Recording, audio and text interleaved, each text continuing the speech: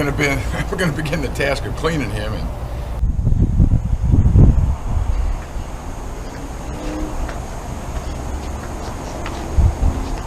this guy's absolutely awesome, isn't he? Like, yeah, biggest one I've ever caught, I believe. So we're gonna take him today, and we're gonna clean him up. He's kind of like a big football. Pretty big, pretty good fish. Iced down beautifully. He's got some real, like, sharp but small teeth. Got that big eye. Fat. Just that powerful tail. Just an awesome fish.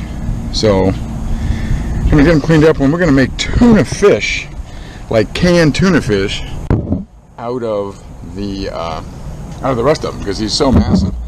And as we spoke about before, they don't store well. So we're gonna try making tuna fish out of them. It's supposed to be able to store it for like 18 months. We're gonna jar it and store it up. So the first thing we're gonna do is get this guy cleaned up.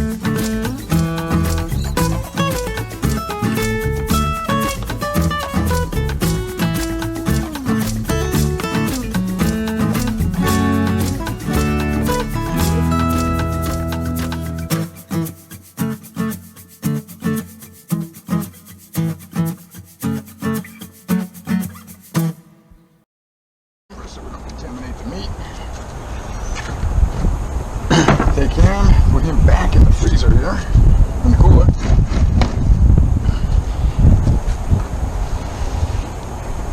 And one thing I've learned about these fish is that you don't want to get too much fresh water on them. It'll ruin the meat. So just kind of rinse it off gently. Get rid of all this fresh water.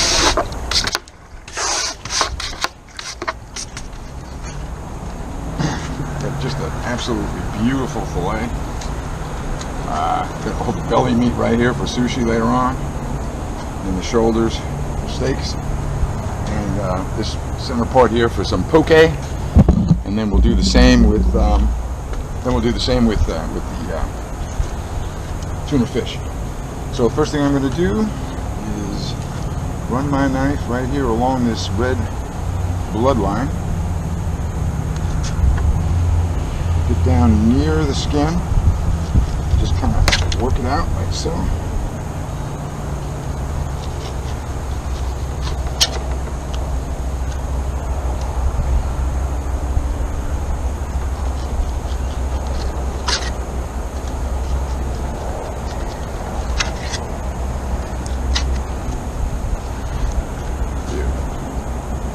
Nice, beautiful fillet. Cut out this kind of like a little belly part here. It's kind of, I guess it's like cartilage, for lack of a better term. Cut this out.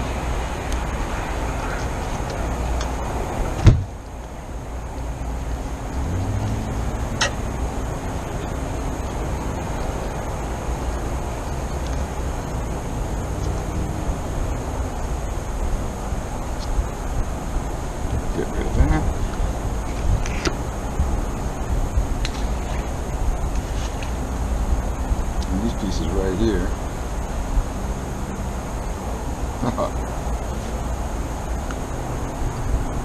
Oh my God, awesome.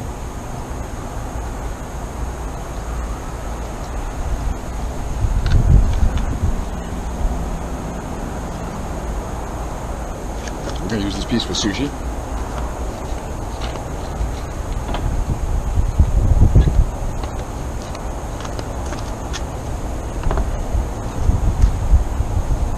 This piece here, we've got to get the red part off.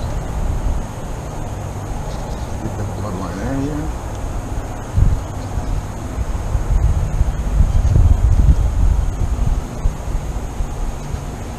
One on the back.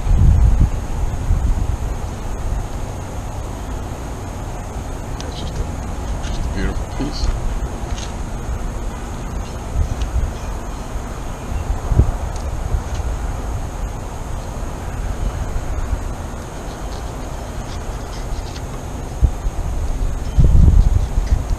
Really need is a longer knife, a bigger knife to get through this.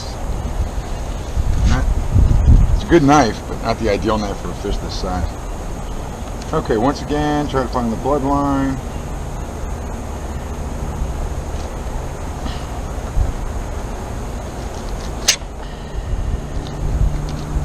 Don't want to go through the skin.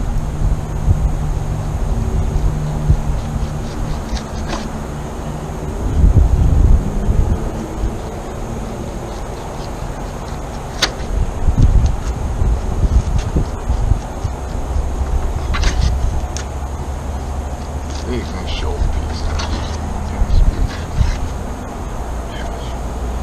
Little piece of skin on there.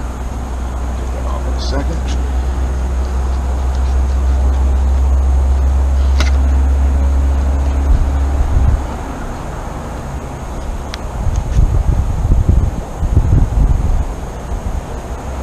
Fish is so big I can't actually get all the good meat in one shot.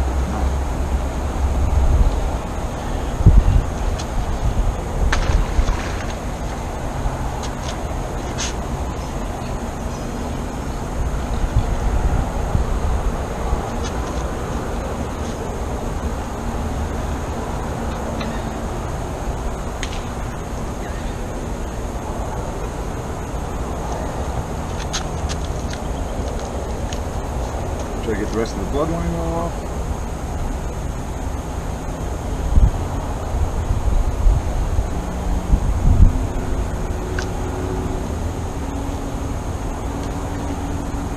Just trimming it just gently now, just get the rest off. You want to get all that red off. Too fishy for anything. I understand some people fry it, the whole red bloodline. That would be way too fishy for me.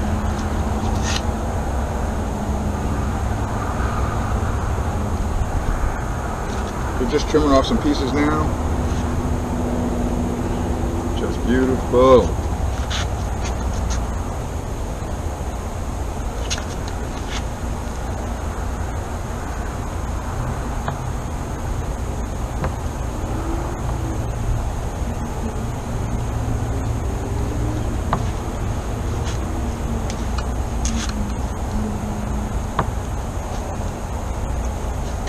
A little piece of sinew here that we want. That should complete it right there. So that's half. Put this in the freezer. When I say freezer, I mean cooler. So that's what we have from the first fillet. And now it's time to get out the second one. Grab him by the gill plate without getting cut up.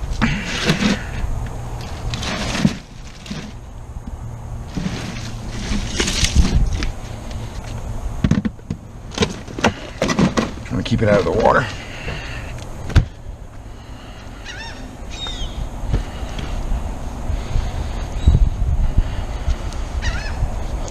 Got a chance to see what he was eating a little bit later. Kind of curious for that myself. All right.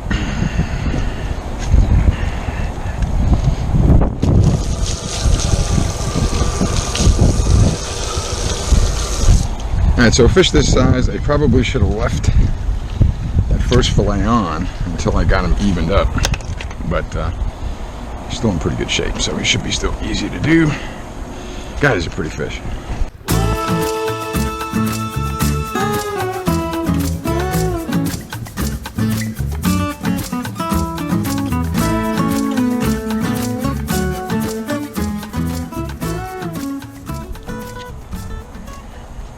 There's the gaff shot.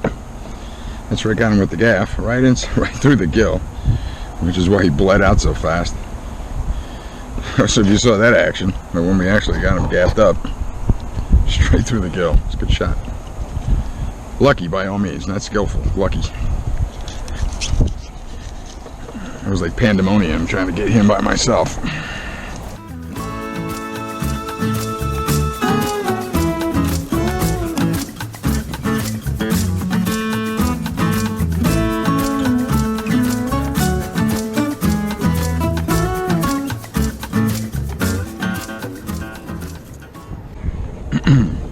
Try to do a better cut this time than before.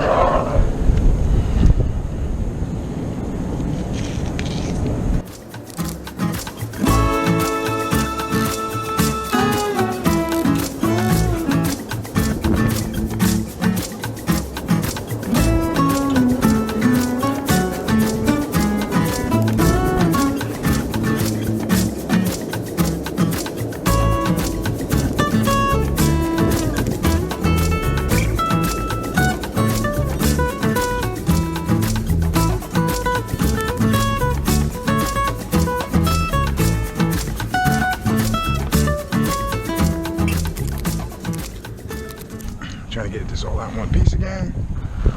One big happy slab.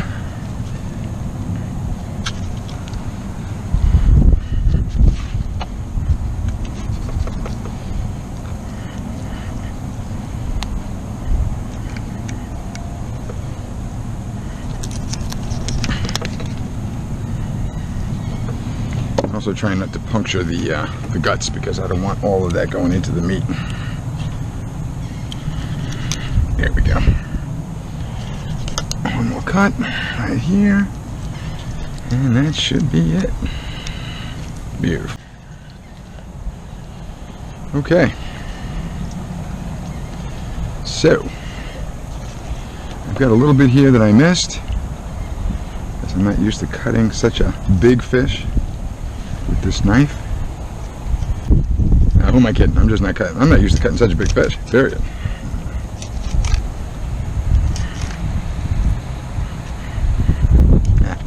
Truth is, it really didn't miss very much.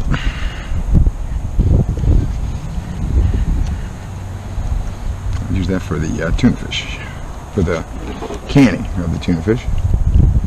Got a little bit here, but it looks to me like it's mostly red. Yeah, so not really too concerned with this.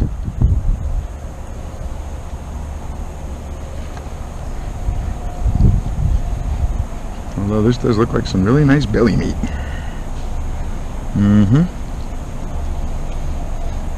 Yeah.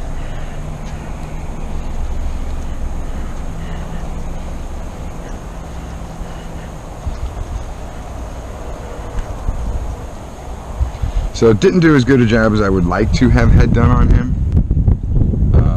But overall, I'm kind of unpleased with it. So I am going to lay him up here just for now. You do a little dissecting and a little checking him out later on.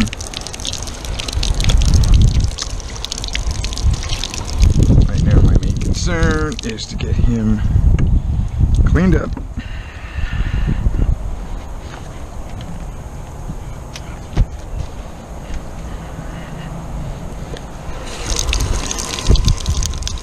Don't want a lot of water on him.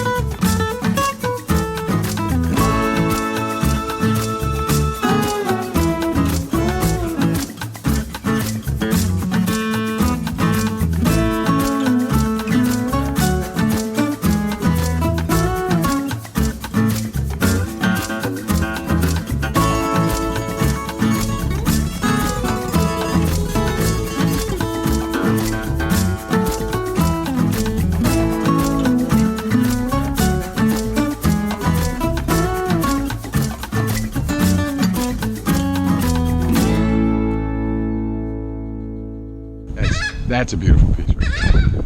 Just a beautiful piece. Gorgeous. Gorgeous. All right. And so there it is. All right, so that's all done. And I think what we're going to do now is we're going to do a catch and cook, because there's so much tuna left over. I don't possibly have enough for, I have possibly way too much. It'll go bad quickly. It doesn't have a lot of fat content, and so we've got to eat it within the next day or 2 or 3, keeping it fresh. So Elizabeth's on the road. She'll be back home tomorrow, so I'm going to surprise her with some poke bowls, and I'm going to make some sushi tonight also for myself.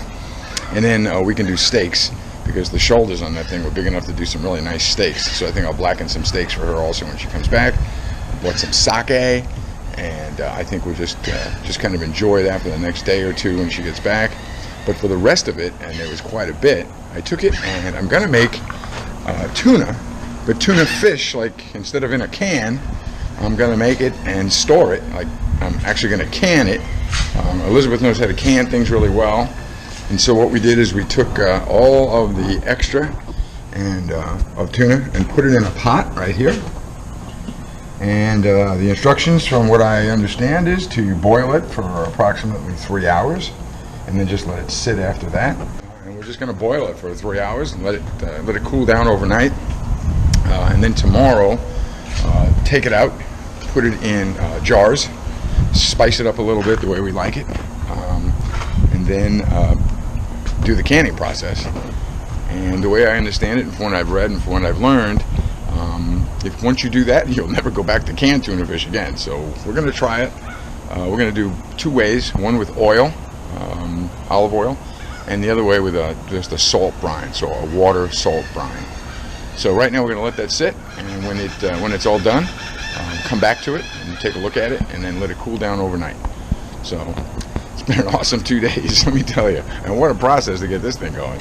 But a process well worth it, and a labor of love for sure. So hey, thanks a lot for watching, and we'll be back as soon as that thing is done. All right, follow me.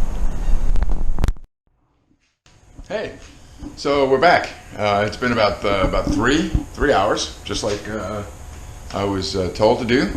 And gonna shut it down here and then let it cool off. Oof.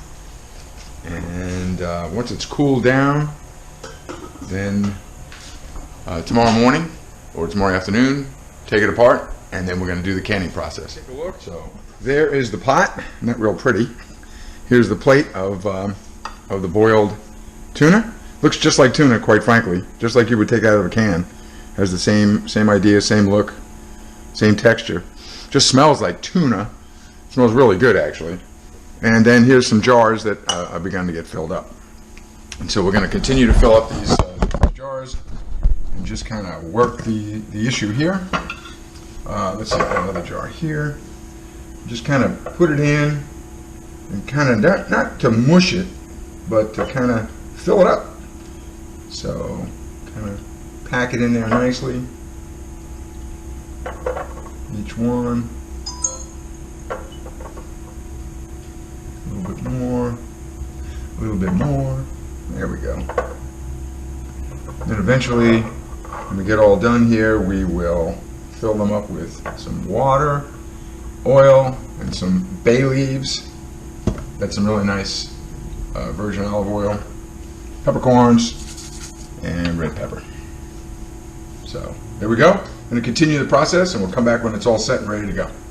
All right, so as you can see, we've got 3, 6, 7, 8 jars of beautiful tuna fish. It's just absolutely gorgeous. And we're going to do probably half and half. I'll do 4 with water and 4 with the olive oil. And then we'll show you the finished product when that's all done.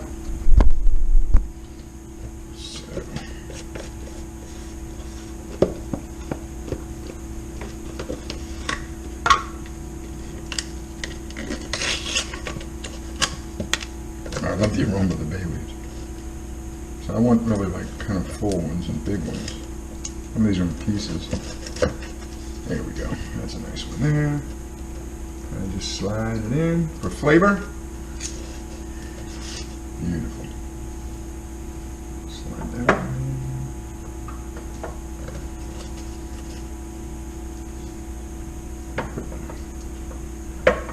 two of them in here because they're kind of small. There we go. Put another one on the other side.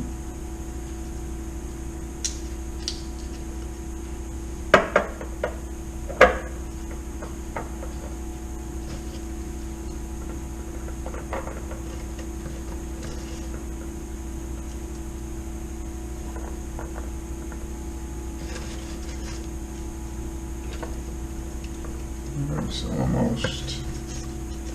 almost done. Here.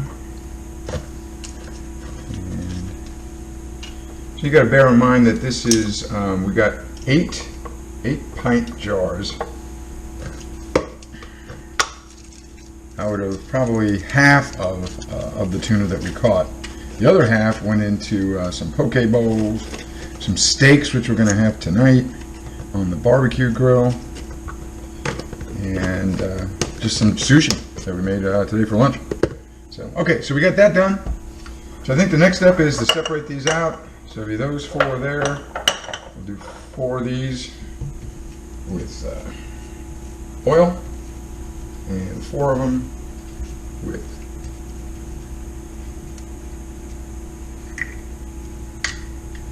brand new bucket. I call it a bucket because it is a bucket of oil. All right, cool. So here we go. Try to do this without making a major mess. There we go. Right there. Kind of pretty. There is a fill line on here, so I'm going to have to go look for that.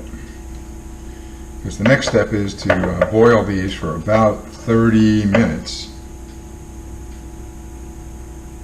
That'll complete the canning process. Oh, that is beautiful. Just beautiful. Gosh. Kind of pretty.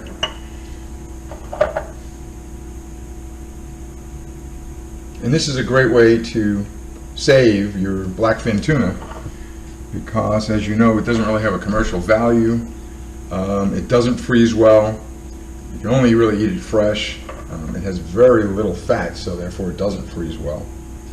And that's the problem with catching one that's too big. Typically we keep 1 or 2 small ones and then throw the rest back. Okay, a couple of peppercorns next. Kind of just sprinkle them in there.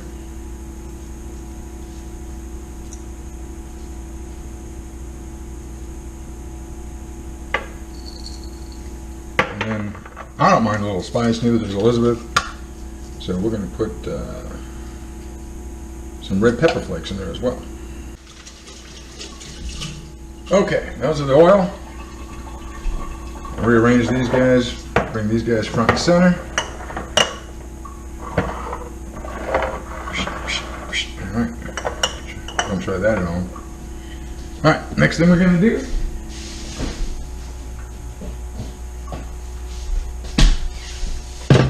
pack them in water. Got some real fresh and filtered water. So we'll have half and half. See which one comes out better. Looking forward to having these with salad. Maybe even make tuna salad sandwiches, you know, with mayo or whatever, but just like really just on a salad. Take it out, put it on a nice fresh salad in the summer. It'd be really awesome having this like in January or February. Alright, so nice water. Same thing. Put some peppercorns in there. A couple just hit the floor.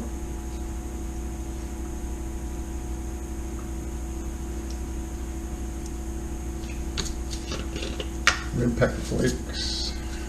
Remember to use gloves next time.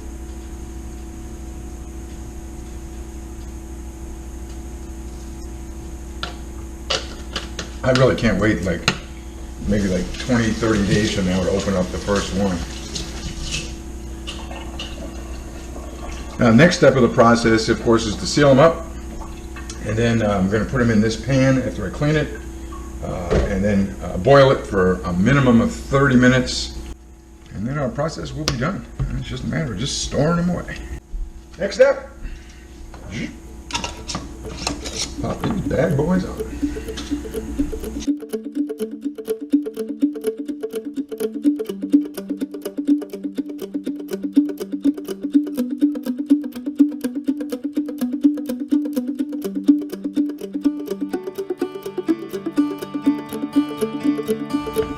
Okay, there you have it. 4 and 4. Saltwater brine. These will brine up because of all the salt that's in the tuna themselves when you boiled it. And then these are just in beautiful olive oil. And I think next time I do this, I'm going to take a red pepper and put it in there as well.